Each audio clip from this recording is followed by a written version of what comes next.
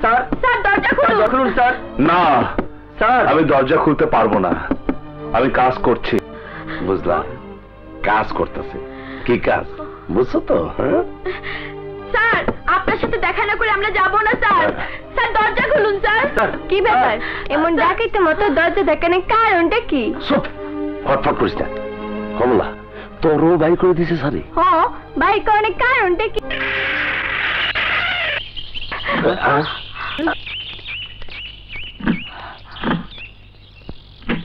কি ব্যাপার তোমরা এখানে? আসসালামু আলাইকুম। স্যার ঘরের দরজা বন্ধ কইরা মনের দরজা খুইলা মদ খাইতেছে। কি বলছো তোমরা? দেখি আকাশ, আকাশ দরজা খোলো, আমি শুনি। এসব কি শুনছি আকাশ? কি ব্যাপার, কি হচ্ছে?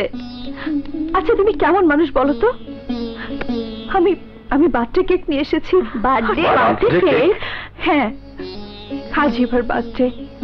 আর তুমি কেমন বাবা? মেয়ের জন্মদিনের কথা ভুলে গিয়ে দরজা বন্ধ করে তুমি মদ খাচ্ছ। মদ? মাত্র একদিনের জন্য আমি গিয়েছি, আর তুমি? তখনই আমি যেতে চাইনি। তুমি মিথ্যে কথা বলে পাঠালে চাচির অসুখ। আচ্ছা আচ্ছা, মদ খাবার জন্য কি তুমি আমাকে ঢাকায় পাঠিয়েছি?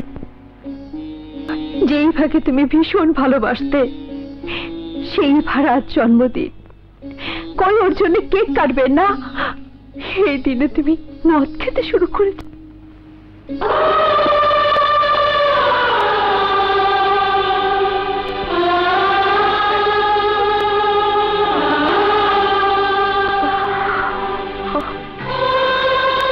এবার জন্মদিন করতে চেয়েছিলাম আমি একা, তাই আজ কলেজেও যাইনি। বাজার থেকে লুকিয়ে ছোট্ট একটি কেক নিয়ে এসে ঘরের দরজা বন্ধ করে আমার একমাত্র মেয়ে এবার জন্মদিন করবো ভেবেছিলাম। আমি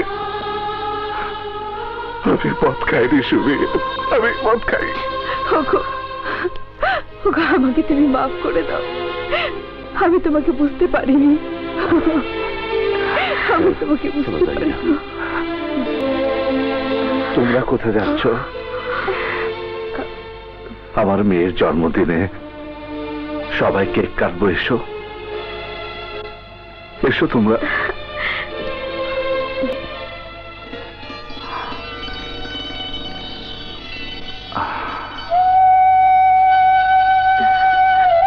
Happy birthday, Eva. Happy birthday, Eva.